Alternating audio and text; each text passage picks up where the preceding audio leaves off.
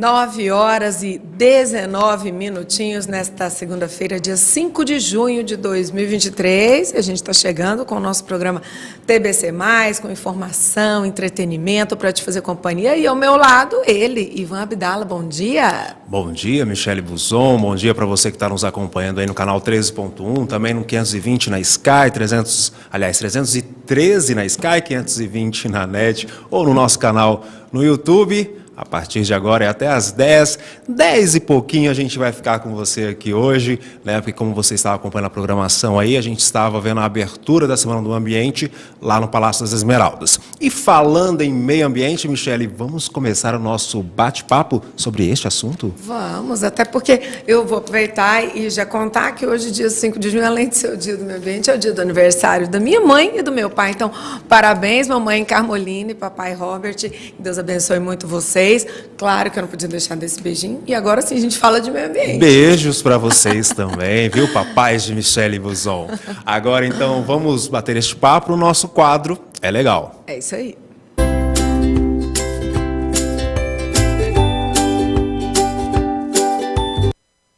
E olha só, 2023 marca o 50º aniversário do Dia Mundial do Meio Ambiente, que é celebrado hoje, como a Michele disse, e também começa a Semana do Meio Ambiente, que tem como tema Crescendo com Sustentabilidade. E lógico que agora a gente destaca a importância do direito ambiental na gestão adequada dos resíduos sólidos e como a atuação desse ramo do direito se faz presente nas ações cotidianas da sociedade.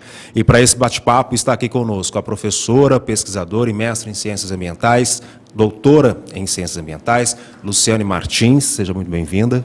Muito obrigada, Ivan. Muito obrigada, Michele. É sempre um prazer a gente estar aqui, justamente, principalmente nessa semana que tanto se fala sobre meio ambiente. Conosco também o delegado titular da Delegacia Estadual de Repressão a Crimes contra o Meio Ambiente, doutor Luciano Carvalho. Seja muito bem-vindo. Bom dia.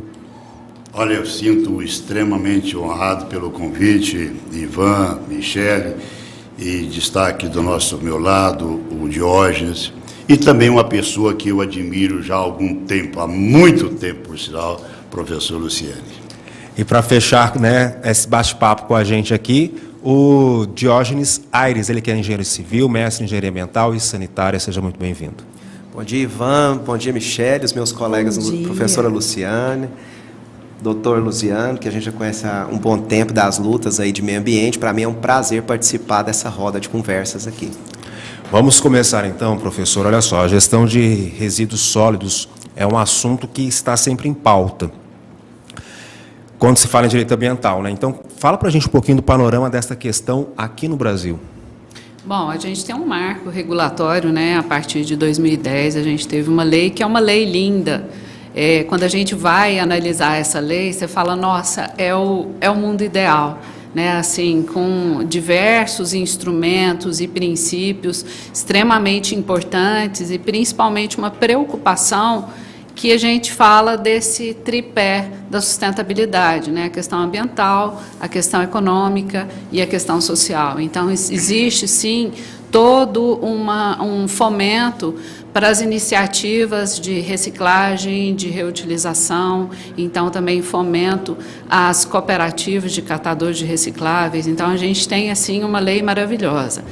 Qual é o problema disso? A lei é de 2010 e a gente pouco ainda conseguiu avançar, né? Em 2022, o ano passado, a gente teve a regulamentação, por exemplo, de um dos instrumentos muito importantes dessa lei, que é a logística reversa, né? Quando a gente fala em logística, a gente está falando como é que a gente vai distribuir a logística reversa, como é que isso vai retornar, né? Principalmente a questão dos resíduos, para os geradores, né, daqueles produtos. Então, só o ano passado a gente teve a regulamentação dessa parte da lei, que é extremamente importante.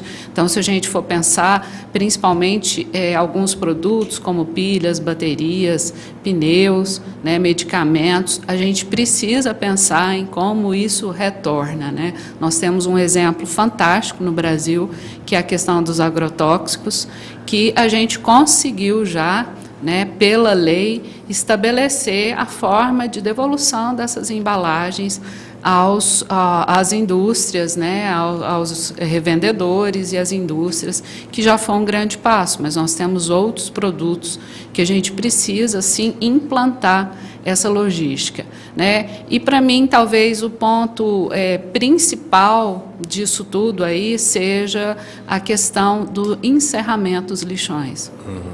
Que a lei, inicialmente, ela prevê 4 anos para o encerramento.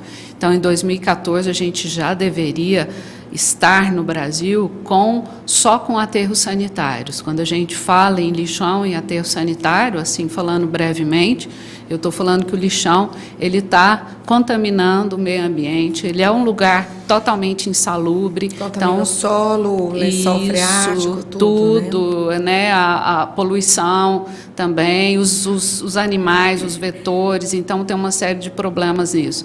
E quando a gente fala no aterro sanitário, aí sim você tem uma condição para a deposição desses resíduos, né? Doutor Luciano, o senhor que é o delegado da delegacia especializada nesse assunto, a gente tem uma lei ambiental. O senhor poderia falar rapidamente para a gente a importância dessa lei e qual é o papel do governo nessa gestão dos resíduos sólidos?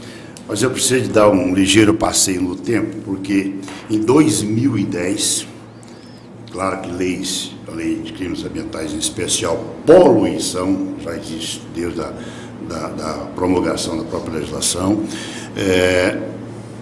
também o funcionário, esse empreendimento potencialmente poluidor sem licença é crime, e em 2010 nós verificamos que dos municípios goianos, mais de 60% funcionavam e faziam disposição dos seus rejeitos em lixões, e 30 e poucos por cento em aterros controlados, e apenas 3 ponto alguma coisa em aterros sanitários. E aí nós indiciamos 133 prefeitos e prefeituras do estado. E com aquela visão de que isso mudaria rapidamente, porque logo já tem a lei, daqui a 4 anos não teremos mais aterros sanitários, mais lixões em Goiás. Baita ilusão. O grande problema é que leis ideais nós nunca vamos ter, mas teriam que cumprir as leis existentes. Não, eu acho que às vezes a gente até tem a lei, mas ela, como diz o professor, não é cumprida, né? Às vezes até a lei está muito bonita, mas na prática, né? Sim, mas esse eu estou falando lei ideal. Sei. Não precisa de ser ideal, cumpra que existe. Já é muito, né? Coisa. Então, essa lei é muito ruim, mas cumpre. Parece-me que sempre o ser humano é um pouco pior. E como que você identifica o autor de um crime de poluição, por exemplo, com a prefeitura? Quando que começou aquilo? Então fica aquele, vamos levar juridicamente, não se termina nunca. É um absurdo, é chocante. E quantas vezes que eu fui a esses locais assemelhantes aí, professora, está ali crianças, né, disputando com violência espaço e até alimentos. Né? Quando você fala isso aí, estou falando da questão social, que ela é penosa, é chocante, é dolorosa demais. Então eu vejo que é momento, já passou de se mudar, de ter realmente responsabilidade para isso, e o que acarreta esses lixões? Não é apenas contaminação superficial. A gente vê a mistura, né, de lixo hospitalar com residencial, com tudo, né? Não tem um... É aquele tipo de coisa, muitas vezes, né, no caso do lixão, a omissão é muito pior do que a ação. Agora, Diógenes, está na hora de mudar.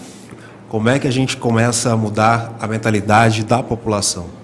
Bom, nós precisamos investir em várias ações conjuntas, né? Não tem como nós falarmos somente em uma solução mágica, uma solução ideal, né? Então eu acredito que nós estamos falando hoje nas questões jurídicas, né? A questão jurídica ela tem que caminhar junto, tanto a educação ambiental, quanto a infraestrutura e também a fiscalização. Então, acho que essa ação conjunta, né, de implantarmos tecnologias que são adaptadas para a nossa realidade. Então, os prefeitos eles convivem diariamente com tecnologias de fora, né, empresários ou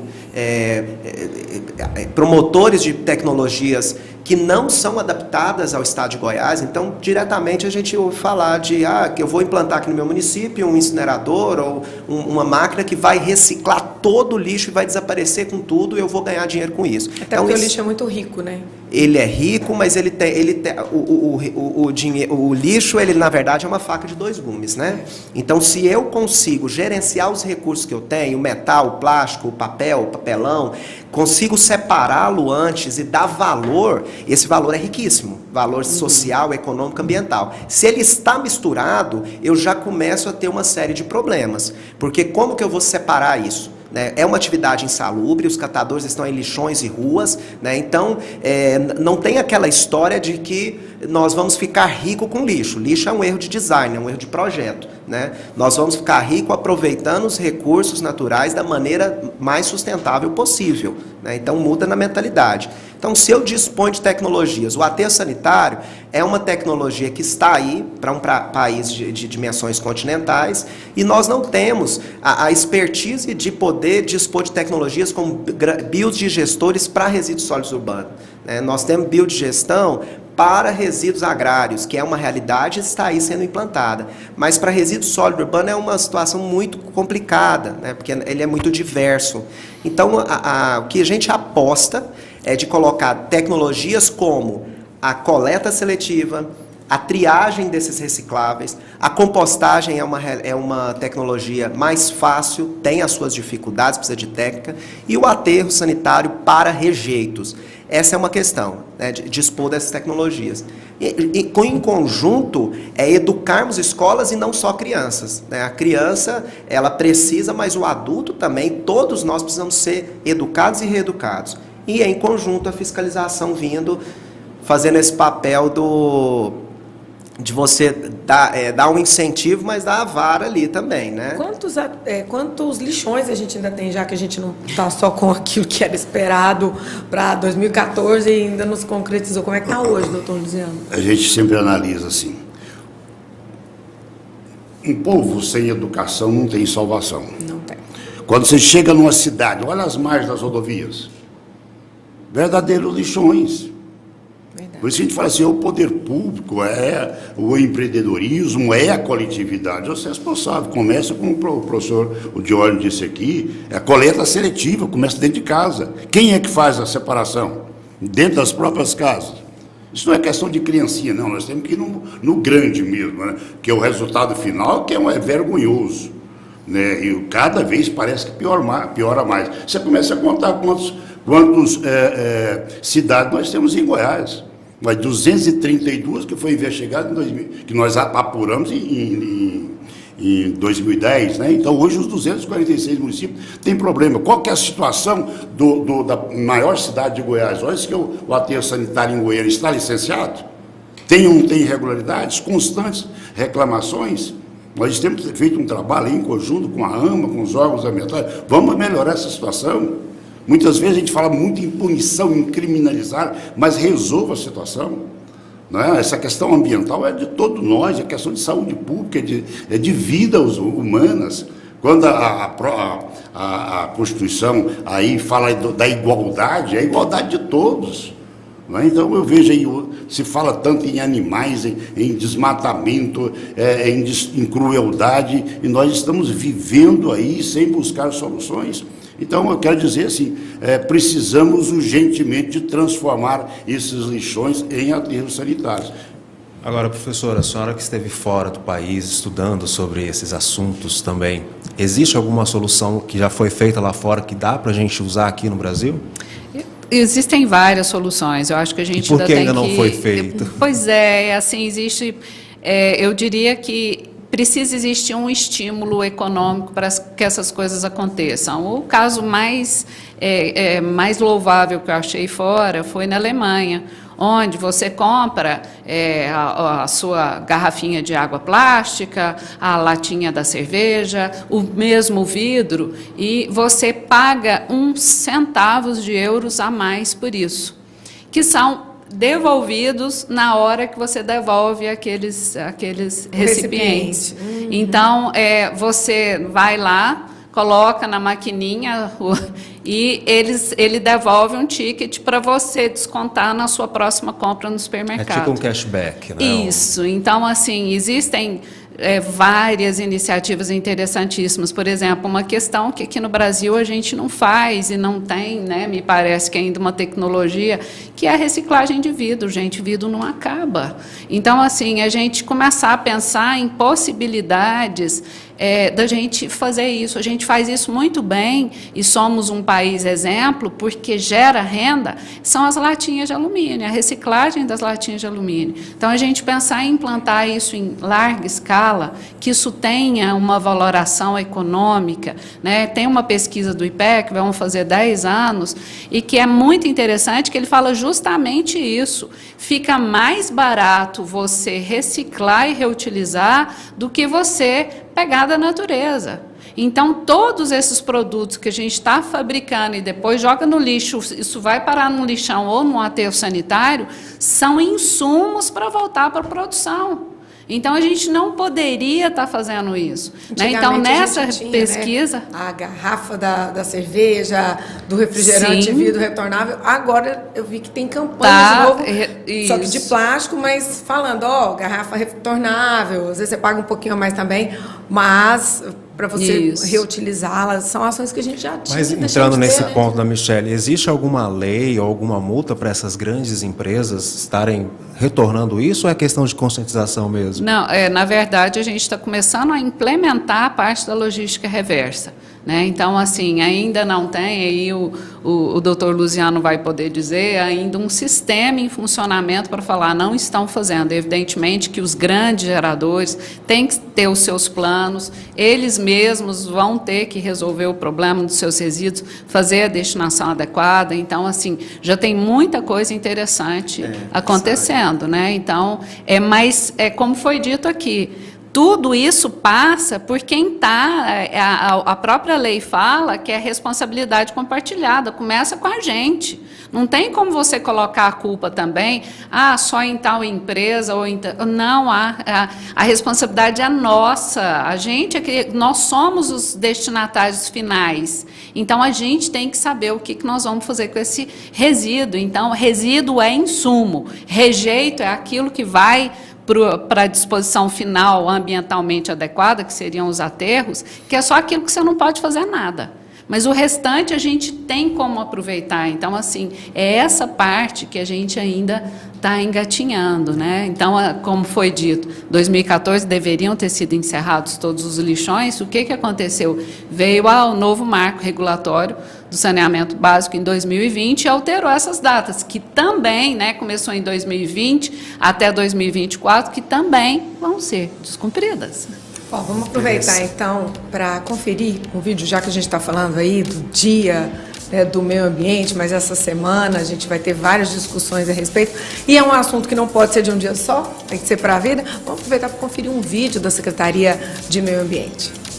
Bom dia a todos os telespectadores aí da TBC. Hoje, dia 5 de junho, Dia Internacional do Meio Ambiente. Estamos aqui no Palácio Pedro Ludovico, no auditório Mauro Borges, dando início à Semana do Meio Ambiente 2023, que tem como tema Crescendo Sustentabilidade.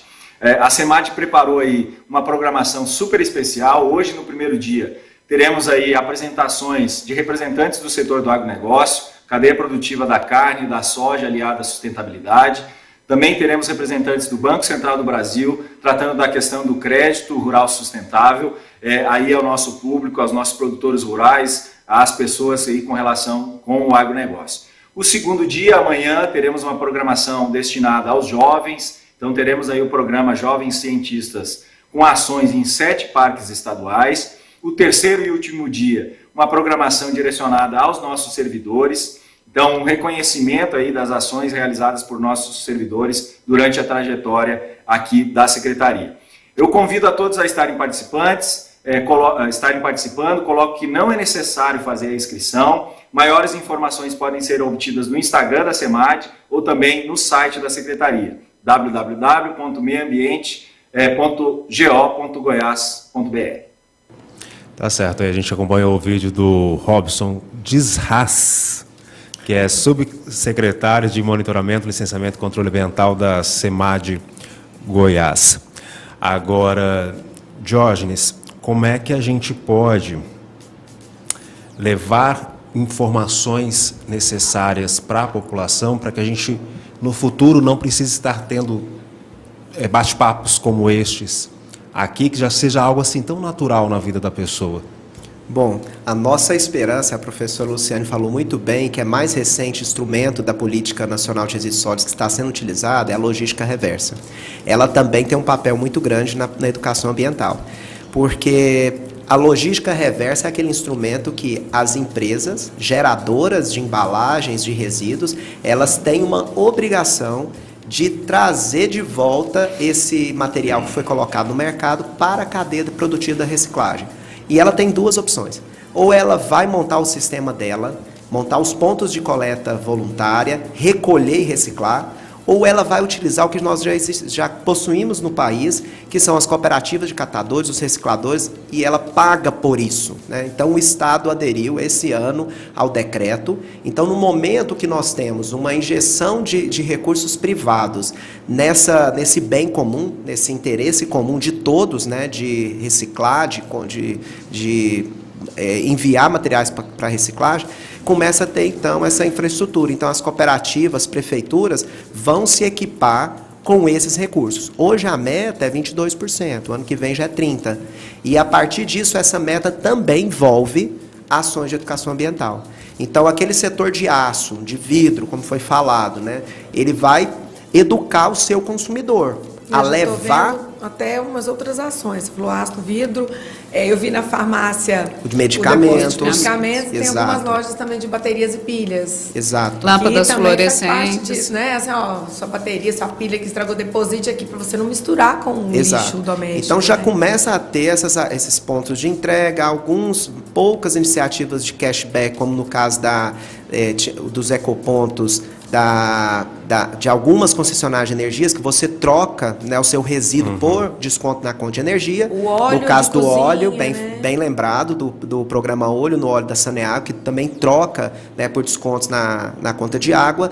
Então, a nossa esperança é essa, de que essa ação conjunta de geradores, separando o seu resíduo e dispondo os pontos de entrega, o poder público fazendo seus planos de resíduos, né, levando informação, e o segredo é ter informação em todo lugar, na TV, no rádio, nos canais de podcast, na internet, ter informação fácil, o que separar, o que não separar, quais os pontos de coleta, os ecopontos, e a iniciativa privada cumprindo as suas metas, né, colocando os recursos financeiros, a infraestrutura para esse sistema rodar. Então, a nossa esperança é essa. E fiscalização junto, buscando essa ação conjunta, né? Então, nos países desenvolvidos, né, foi falado aqui o caso da Alemanha, Portugal é um exemplo muito bom para nós também, porque foram erradicados 340 lixões em Portugal e implantado 10% disso em aterros sanitários.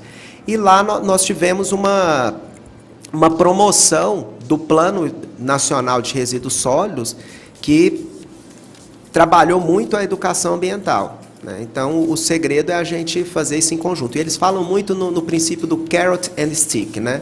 Ele dá a cenoura, dá um incentivo com o IPTU verde, com o ICMS ecológico, mas se não fizer, aí tem a vara, tem a punição. Então, acho que tem que caminhar em conjunto. Diógenes, bom, esse assunto é muito denso, vasto. Demais. A gente tem a Semana do Meio Ambiente, na verdade, tem que ser todos os dias a gente com essa reflexão, mas para a gente poder encerrar, mostra o seu livro aí para a gente, aproveita e apresenta para quem quiser um pouco mais de informações, porque a gente precisa de educação e informação ambiental, não é mesmo?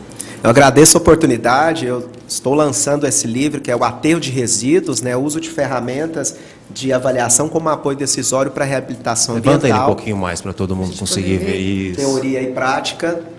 Esse livro nós fizemos um levantamento na região metropolitana de Goiânia, né? São 20 cidades, dessas 20, somente 4 são aterros sanitários. Nosso estado possui 19 aterros sanitários, então nós temos muita tarefa para cumprir. Quem quer conhecer mais o nosso trabalho, pode adquirir com a gente. Eu estou aí nas redes sociais no Diógenes Aires, que é o nosso Instagram, e eu agradeço a oportunidade. A gente que agradece.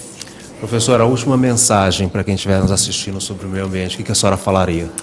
Quando a gente fala em meio ambiente, eu acho que é bom a gente falar que é luta, né? Então, essa é uma semana de luta. Nós estamos tendo, atualmente, diversos, eu diria, problemas, principalmente junto aos poderes legislativos de estados e da União, né? Acabando, assim, com algumas proteções importantes, né? Tivemos problemas no estado de Goiás, temos problemas, né, semana passada, em relação à questão ambiental, que foi deixada de lado juntamente com a questão indígena, né? Então, a gente tem tido reveses fortes, mas a gente não pode esquecer, quando a gente fala da questão ambiental, a gente está falando de vida, né? Então, assim, o que a gente está programando para as futuras gerações se a gente está acabando com a questão ambiental agora? Então, eu acho que o que eu poderia deixar de recado é: gente, meio ambiente é vida, e se a gente acaba com ele, somos nós que já estamos sofrendo a questão das mudanças climáticas e serão muito mais as futuras gerações. Então, o que a gente está deixando para essas futuras gerações? Essa é a minha indagação. Doutor Luciano, senhor, a última mensagem, rapidamente. A minha decepção ambiental não vai ser fortalecida. Nós não podemos aceitar a destruição, nós não podemos plantar o fim. Mas quando você vê essa questão dos aterros, o desmatamento cada vez aumentando mais, as queimadas descontroladas, os drenos em Goiás, então nós temos que falar, agora é a semana do meio ambiente, é momento de todos protegermos o cerrado. Isso é a geração que está passando e todas as gerações. Muito obrigada, gente. Vocês tenham uma excelente semana e fica aí a reflexão para você que está nos assistindo sobre as suas ações já dentro da sua casa para a gente poder melhorar o nosso meio ambiente. A gente agora vai para um rápido intervalo, né, Ivan? Vamos lá, se estiver no ponto, a gente vai para o intervalo, a gente volta já já, também para comemorar e falar sobre o Dia Mundial da Bicicleta. É isso aí, a gente volta rapidinho. Galera, eu, Daniel de Paula, chego com você à 13h com o novo TBC Esporte. E a partir das 18h30, eu e os meninos chegamos com o TBC Esporte segunda edição. Você não pode perder.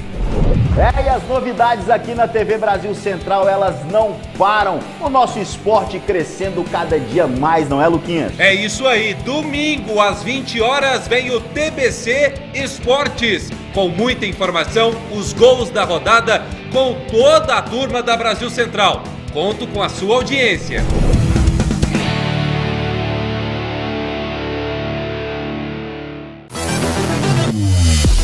Globo, Record, SBT, Band, CNN, Jovem Pan. Hashtag TBC com Emanuele Winder, da TV Alego. Põe o fone, Fumacinha. E ele, Rodrigo Fumacinha, da Brasil Central. Hashtag TBC. De segunda a sexta, 18 horas. O que seria do verde se todos amassem apenas o amarelo? E o vermelho? Ficaria triste se todos gostassem apenas do azul? Na Brasil Central, todas as vozes serão ouvidas, todas as opiniões respeitadas, inclusive a sua. Brasil Central. Democracia em primeiro lugar. E a Brasil Central é sua, você que manda na pauta. Tem problemas aqui no terminal? Manda para a Brasil Central. Tem buraco na sua rua? Manda para Brasil Central. A luz do poste está queimada? Agora, a sua reclamação você manda para Brasil Central. Manda para o nosso WhatsApp, anota aí. É o 629-9246-6182. A Brasil Central é de todos os goianos.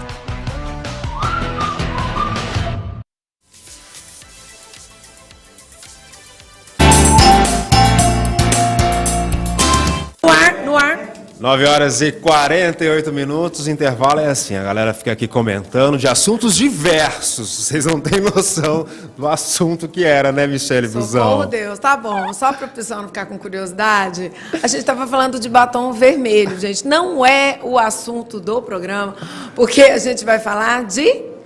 Bicicleta. Bicicleta. Que dia que foi o dia? Olha aí só, no último dia 3 de junho, ou seja, sábado, né? Foi o Dia Mundial da Bicicleta.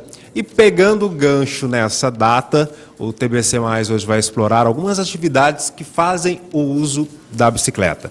Para esse bate-papo está aqui conosco o William Lara, que é presidente da Federação Goiana de Ciclismo, o Felipe Clécius Abreu, atleta confederado de mountain bike, piloto condutor elite de paraciclismo, e a Cássia Boneca de Ferro, educadora física e instrutora de spinning. Ela já é de casa, né, gente? Não sei se vocês se já lembram. me fez pular no jump. Que ela esteve aqui para nos dar uma aula de jump há um tempo atrás. A todos vocês, bom dia, sejam bem-vindos. Muito obrigada. Bom dia. Gente, vamos começar então falando assim para os leigos, tipo eu que sou péssima na bicicleta, não tenho equilíbrio. Quais as modalidades de bike existentes? Vamos, professora. Bom dia a todos. Bom Mais dia, uma vez é um bem-vinda. privilégio estar aqui e poder contribuir aí para esse assunto tão bacana e tão mágico para a gente que trabalha com a modalidade. Hoje eu trabalho, sou especialista em ciclismo indoor, né? Muitos conhecem como spinning. O que diferencia uma coisa da outra são só questões metodológicas, mas o objetivo é o mesmo. Então, eu trabalho com ciclismo indoor. O que é o objetivo dessa modalidade, né?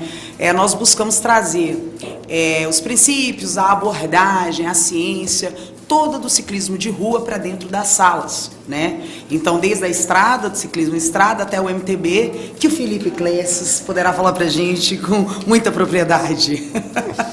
Então, essas são aulas coletivas, aulas dinâmicas, e dentro da sala, no indoor, como nós chamamos, nós temos algumas ferramentas que são diferentes do ciclismo, que você não consegue utilizar, né, no ciclismo de rua, e que torna a atividade, que torna a modalidade mais dinâmica. Eu acho ela segura, olha aí, o indoor não corre de ninguém cair, de ninguém bater em ninguém.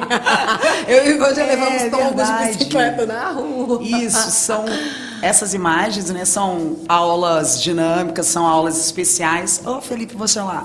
São aulas especiais, são as aulas que a gente busca trabalhar e trazer um ambiente que seja propenso para o aluno poder sair da realidade e realmente ter a experiência de ciclismo. Então, para isso, hoje eu represento a Schwinn Cycling, né? Na verdade, a marca é a Schwinn, e nós temos um programa de ciclismo indoor que chama Schwinn Cycling, que tem mais de 100 anos aí já de tradição, né? É uma educação continuada. Então, nós temos uma metodologia, não é um AUE, existe uma fundamentação, né? É um trabalho todo organizado que é embasado dentro do ciclismo, como eu havia dito, de rua, e o MTB, né? Dentro das duas modalidades que são de rua, né? Só mudando o terreno. Você falou aí, já que você já deu a deixa pro Felipe, que é o expert aí em mountain bike, trilhas e tudo mais. Não sou eu, tô aqui com o nosso presidente aqui. Vamos falar, todos vamos falar aqui, mas aproveita para contar pra gente como é que tá a procura das pessoas hoje para, né, adentrar nesse esporte, porque a gente tem observado que hoje em dia tem gente que está pegando a bike para fazer como meio de transporte, né? O combustível caro, tá difícil, quer cuidar da saúde, falou, opa, deixa eu aproveitar o útil, agradável. Como é que tá isso, Felipe? Exatamente. Eu estava comentando aqui com o presidente aqui, com a Cássia, que eu estava participando de uma feira. Participei de uma feira esse fim de semana em Brasília, que chama-se Cycle Magazine. E a gente percebeu o tanto de procura de bicicleta, os lançamentos de bicicletas que estão fazendo. Então, assim, até pegando o gancho que você tinha perguntado, quais são as modalidades das bicicletas, nós temos inúmeras. Então, dentro do MTB existem várias categorias, né, que depois até o William pode até explicar um pouquinho, né? Mas tem, além do MTB, tem o speed, tem o paraciclismo. Existe umas bicicletas hoje que é tandem, que é bicicleta de 2 lugares, que hoje está sendo uma tendência hoje, porque não é só, no meu caso, que trabalho hoje com o paraciclismo, mas também não só dentro da inclusão social. Tipo, o Ivan pedala e eu vou só passeando. Pode ser, por exemplo, o Ivan e a Michele pegar uma bicicleta e os dois saírem pedalando. Mas os dois têm que fazer a força. Os dois fazem a força. Tá certo, Michele. Mas, por exemplo, um quer descansar um pouquinho, o outro trabalha mais. Dá pra ser? Ela anda, não é? Nós estamos vendo até na TV agora, essa é uma prova de pista que nós corremos, que nós competimos, né? Foi o Campeonato Brasileiro de Pista, então o estado de Goiás aí, nós ficamos em 3º e 4º lugar, o 3º e 4º melhor do país, né? tá ali eu e o Rafael Gontijo. Enfim, e mandar um abraço para ele também, para a galera. Mas, assim, pra gente é muito legal. E dentro das modalidades, como você tinha perguntado, dentro do próprio MTB, existem várias categorias. Existe hoje a categoria do XCO, que é um circuito olímpico, no qual o que é MTB? Desculpa. É mountain bike. Tá. Desculpa, gente, eu falo MTB, mas é mountain bike. Na verdade é uma sigla, né? Tá. E é uma sigla mundial. E aí, até o William tá fazendo hoje, nós temos aí uma das melhores provas de circuito nacional, que é aqui no nosso estado, né? E dentro dele tem o XCO, que é circuito olímpico, que pode dar voltas e vocês assistirem. Tem o XCM, que é um circuito que você sai de um lado, chega no outro. Então, ou seja, tem várias categorias, né? Se eu for falar aqui, numerar, XCC, XCP, enfim, são várias siglas, né? E no Speed também tem todo esse processo. E tem as categorias agora, que é uma tendência mundial, que está entrando agora, que são bikes assistidas, chamada de e-bike. Que é uma bike que eu acho que você e o Ivan vão adorar, que é uma bike que você pedala e a bike já vai embalando sozinha, você não precisa fazer tanta força. Gente, aquela bike motorizada é o que eu acho mais legal. Que eu não canso, né? É a chamada e-bike, né? E existem as bikes elétricas também, que está sendo uma tendência mundial aqui, não só no Brasil, mas no nosso estado, né? Agora, William, conta um pouquinho pra gente a atuação da federação, né, nessas siglas todas aí que foram faladas aqui. A federação ela é responsável por organizar e controlar todas essas disciplinas que ele falou. A gente tem aí tanto mountain bike, temos aí o que ele falou, XCO, maratona. A gente vai lá para o BMX, a gente tem o BMX Race, o BMX Freestyle. Na parte do mountain bike ainda tem o downhill e tem o enduro, que é uma modalidade que está crescendo muito. Aí depois a gente vai para o ciclismo de estrada, que envolve tanto contrarrelógio, prova de resistência, prova de pista.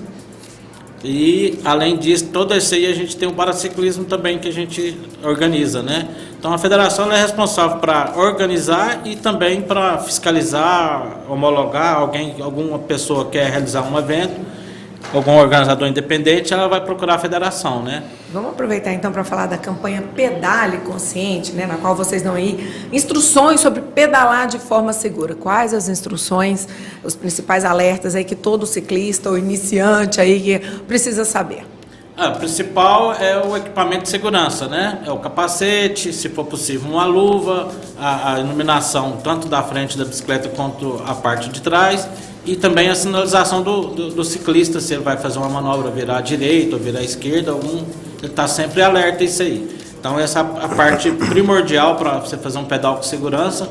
O capacete a gente fala que é o item número 1 para essa parte aí, porque a gente pensa que porque está de bicicleta, está devagar, não pode acontecer, mas se assim, acontece. A gente está sempre batendo essa parte aí do capacete, que ele é muito importante. E essa é uma delas, né? E a outra é saber escolher um trajeto mais tranquilo, que não tem, o trânsito não é muito mais pesado, procurar o local já tem apropriado aí ciclovias, ciclofaixas que tem na cidade já prontas, tem mais alguma coisa para acontecer, mas usar sempre uma rota mais segura, né? Eu vejo muita gente andando na contramão. Antigamente, não sei, assim, eu lembro que até meu pai comentava, minha filha, a gente anda na contramão porque eu me sinto mais seguro, porque eu estou vendo o carro que está vindo, eu consigo...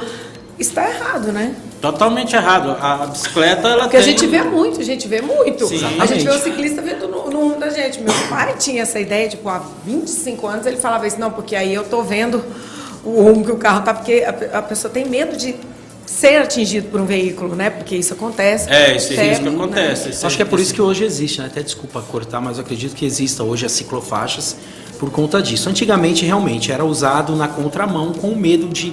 Porque, assim, é um dado muito triste, mas, infelizmente, hoje, no mundo, o esporte que tem mais morte é o ciclismo. Então, às vezes, o cara pega de costa, então, a gente presencia vários casos aí. Então, eles acabam fazendo isso, mas por precaução, embora esteja errado. Por isso que hoje existe a ciclofaixas. Eu estou questionando, porque eu me lembro muito disso. E ainda hoje eu vejo gente andando na contramão e falo, gente, o que é? Será que é para ser assim? Então... E tem um risco, você um pedestre vai atravessar uma rua, ele vai olhar para o lado do fluxo do carro. Ele não vai olhar para o lado contrário. E o ciclista pode estar vendo ao contrário, ele pode atrapalhar. Muitas vezes a gente vê isso, né? O próprio condutor de veículo, várias vezes eu já me assustei, que eu ia sair na mão do carro e de repente estava vindo uma pessoa numa bicicleta. Mas existem leis, Michele. Na verdade, na lei até, o carro ele tem que estar sempre 1 metro e meio de distância do ciclista, né? Seja qual for. Isso é o recomendável. Ainda, só dentro da pergunta, né, do assunto, para aqueles que tem muita gente, a demanda, a procura de aulas de ciclismo, de spinning, ciclismo indoor, que já falei o que muda a metodologia, ela cresceu também. Então, para aqueles que têm dificuldade, que não querem, às vezes, pedalar na rua de forma alguma, meu Deus, eu não quero, eu não preciso, porque a gente tem um público, né, que pensa dessa maneira e não quer nem saber. Então, a gente tem as aulas de ciclismo indoor para isso. A segurança. Isso que eu ia falar, mais seguras, precisa de tantos equipamentos assim, capacete, cotoveleira. Não, aí o que acontece? Mostrou a imagem da Kate e o William pedalando, príncipe e princesa pedalando indoor. Sim, claro. Olha lá. Agora imagina, se eles caem, quebram alguma coisa, como é que faz, né? Esse daí tá totalmente errado, né? Completamente. Assim, a nível de segurança no ciclismo indoor, a gente prioriza o quê? Uma vestimenta confortável, você estar com o seu quadro de exames em dia, para você não passar mal, nem cair da bicicleta. Realmente, porque ali vocês simulam tudo, né? A subida, claro, só não tem tudo bacada. Isso que eles falaram. Tudo isso que eles falaram, treino em montanhas, contrarrelógio, dentro do velocidade, provas em velocidade e provas que exigem uma intensidade maior, que são referentes ao trajeto, se é relevo, se não é, se é montanha e tal. Tudo isso dentro do ciclismo indoor a gente tem e nós chamamos de periodização mensal, é a organização do nosso treinamento. O aluno, ele chega lá, ele vai olhar a periodização na porta e vai saber do que ele vai fazer a aula. Hoje eu tenho uma aula de endurance, que foi o que ele acabou de falar, que é uma aula voltada. É um estímulo contínuo, é uma aula que você pedala um tempo mais sentado, é uma aula que tem uma queima de gordura maior, peraí, por não ter pedalar intervalo. sentado ou em pé, o que queima mais? O que trabalha mais a pernoca ali? Deixa eu aproveitar e pegar a dica. O que vai diferenciar todas as aulas vão queimar, mas o que vai diferenciar o estímulo a ser dado na musculatura e o tipo de terreno. Então, não é pedalar sentado ou pedalar em pé. Peso. O que manda é porque, assim, para pedalar sentado, existem técnicas dentro do ciclismo indoor, tá? Fora também, existem técnicas que você faz no plano que você não vai fazer na subida. E tem coisa na subida que você não vai poder utilizar também no plano. Porém, subida, a gente costuma, eu particularmente, quando você pedala sentado, coloca a mesma, no indoor, coloca a mesma carga, sentado e fora. Você exige um pouco mais da sua musculatura, trabalhando com a mesma intensidade. Então, se você trabalha com uma potência muito alta fora da bike e utiliza aquela mesma potência sentado, realmente você vai sentir uma boa diferença aí. Velocidades menores, você aciona muito a musculatura posterior aí da coxa, os seus posteriores, que é a parte de trás, né, da coxa, a mulherada gosta muito, ela acaba sendo muito acionada pela fase da pedalada, né? Enfim, bom... A gente também é assunto demais que dá pra falar de bike. Agora, eu vou pedir licença para vocês, porque eu preciso me retirar. Você vai pedalar? Quase. Quase vai pedalar com nós pedalada. agora? Vai sair pedalando? Eu vou ali gravar uma matéria que vocês vão ver daqui a pouquinho aqui daqui a pouco assim, nesses próximos dias aqui no TVC+, sobre o maior arraial do coração do Brasil. Você que está curioso de saber, né? Então, eu tenho hora marcada, vou deixar vocês com a Michele. Estão ele vai lá super bem em companhia pessoa. Aqui com Michele Buzon. Trate bem os nossos convidados, viu, Michele? Claro. Sinta-se convidado para pedalar na Vai sala. lá, não vou falar pra você. Uma vez que você aprendeu, nunca mais esquece, esse lema é verdade? Sim, é verdade. Porque deve ter uns 20 anos que eu não subo numa bicicleta, viu? Começa na estacionária, você não vai cair. Na hora que você for subir, eu quero vídeo, tá? Tá bom, Quero Michele. foto, quero vídeo do evento. Já vou pôr um pezinho na bicicleta, tá? Pra não ter problema. Uma rodinha, né? Tá certo, gente. Obrigado. Eu fico com a Michele aqui, viu? Obrigada. Obrigado. Tá, mas seguindo então. A gente tem diferenças então de pedalar indoor. Pode ir, Ivan. Beijo, beijo. de pedalar indoor e de estar na rua. Eu sempre escuto as pessoas falando assim, mas mesmo você simulando na academia, quando você vai para a rua é diferente, é mais pesado mesmo? Sim, é verdade. Sim. É um pouquinho, porque quando a gente se trata de cycle indoor, que é um trabalho com aerobike, assim, até especificadamente falando, quando você anda numa estrada ou numa rua, ele tem realmente essa diferença de peso, né? Porque você está carregando o teu peso mais a bicicleta. Gente, eu fui para Senador Canedo ontem, vi uma galera lá, e eu falei, gente, eu não consigo isso nunca. Ali é uma rota de treino. Ali, eu falei, não. E existem outros fatores que dentro do indoor a gente não tem. Vento, é claro que a dinâmica ela muda, né? Na rua. Sol, é a temperatura, vento, às vezes o terreno, por exemplo, no indoor, nós nunca pedalamos sem nenhuma espécie de resistência, de carga na bicicleta.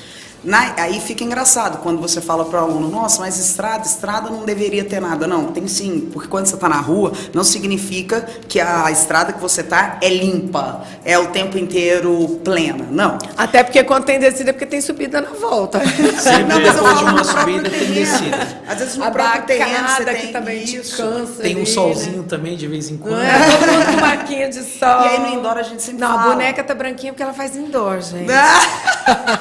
E tem também a questão da atenção que você tem que ter no trânsito. Total, você fica mais tenso. Gastando mais um pouco também. Tem que estar concentrado no que você vai estar fazendo ali, se vai ter algum obstáculo, alguma coisa ali que você não está esperando.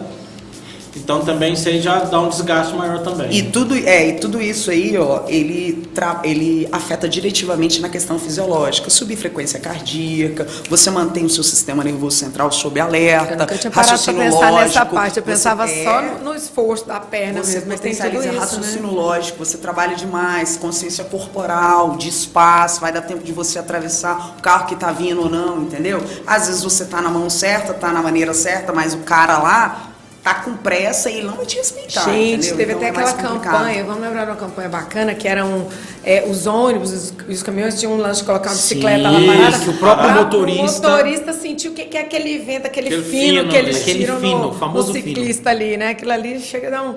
Agora, William, o que é preciso para uma pessoa se tornar um atleta profissional de ciclismo? Olha, precisa, assim, a gente recomenda que tenha uma bike própria para o novo evento que ele vai participar, da competição que ele quer participar, treinamentos focados naquele tipo de competição e a questão também do material, né, de segurança e tudo, capacete, uniforme apropriado, tudo isso aí o atleta tem que estar... E aí focar nos treinos, né? Procurar uma pessoa especializada ali na parte da modalidade que ele escolher, que possa passar orientações para ele, tanto técnicas como físicas, né? Como tipo de treinamento que ele vai fazer. E também, vamos falar o mountain bike, que é um que tem muito obstáculo, que corre na terra, no mato, e às vezes uma trilha mais técnica.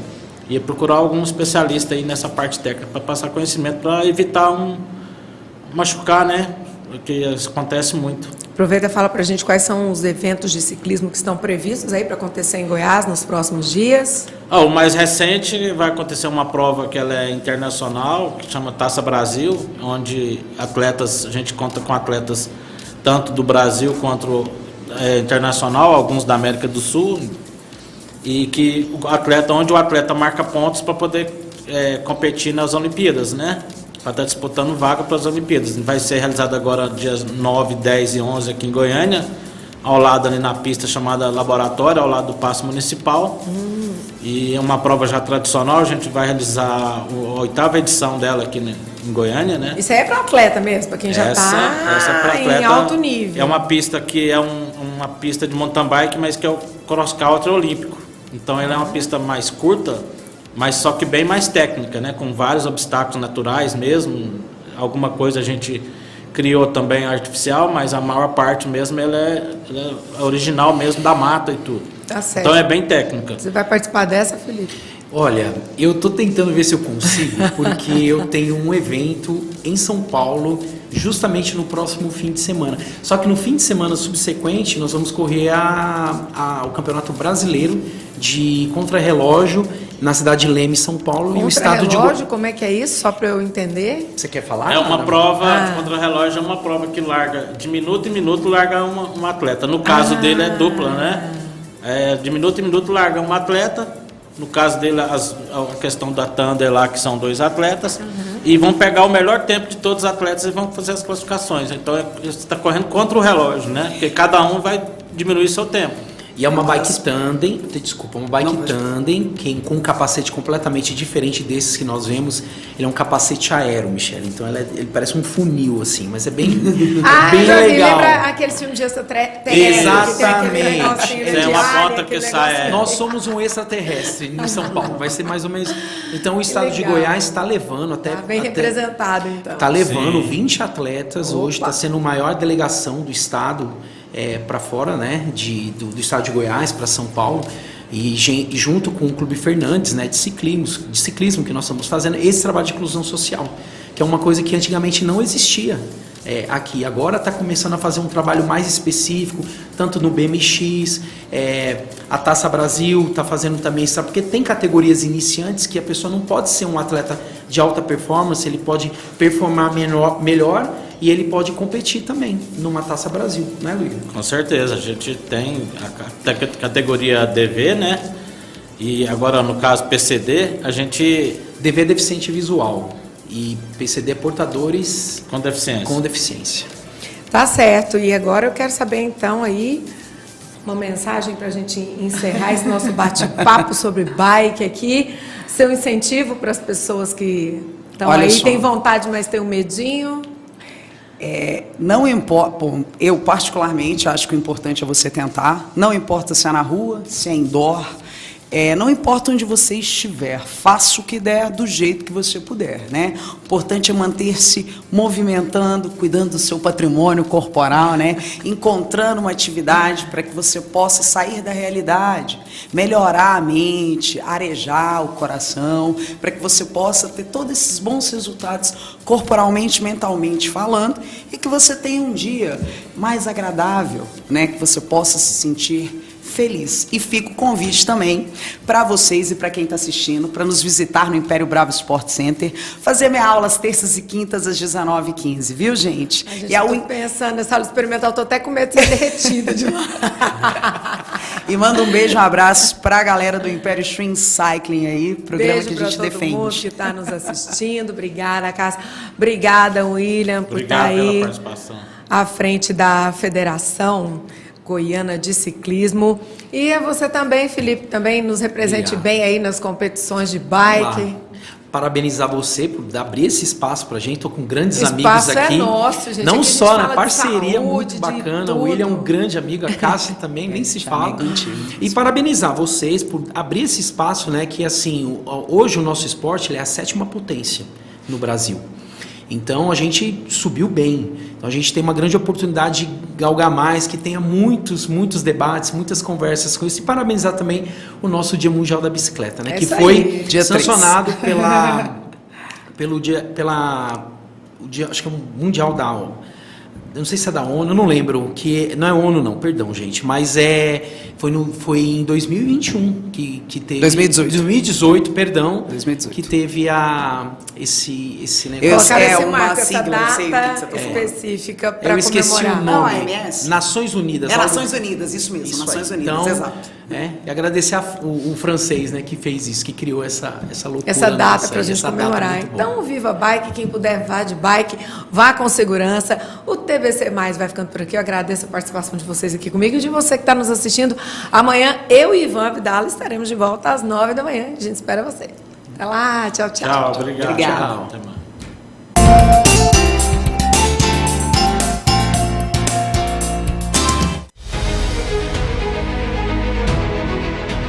26.000 metros quadrados.